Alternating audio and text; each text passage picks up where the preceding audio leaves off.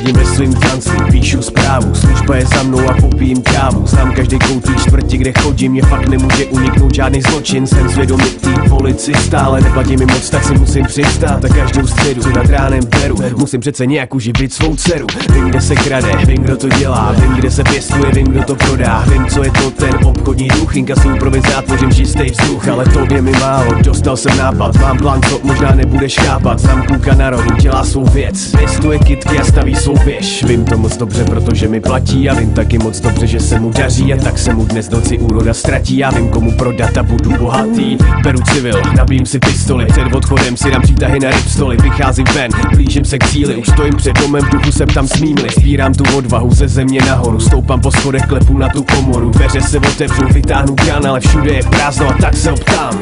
Řekni, kde ty kytky jsou, co se tady mohlo stát.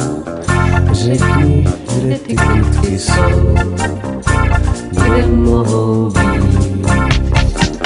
Řekni, kde ty kytky jsou, co se tady mohlo stát.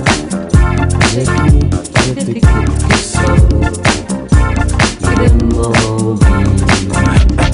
Nemůžu si pomoct, ale stále hulím moc. Není kudy uniknout, ví to o mě celý blok. Kudy chodím, tam je smrad jako spot, je to zlo. Chodí ke mně nakupovat policajt, jako co? To, co si nebereš na dovolenou, bro. Ale tady nenejde ani ten povolený strom. Je to on, vím o něm, my pod mým domem. A chci mi vzít všechen ten mocnej model. Dá modely do vany a vana jde z okna. Vana nebo orel tady nebude možná. Ví jenom o mě, já nebudu bonzák. Je jediná kytka, co zbyde, bude bonzaj. Bude koukat tak péro z gauče. Věří tomu, že tady to skéro najde.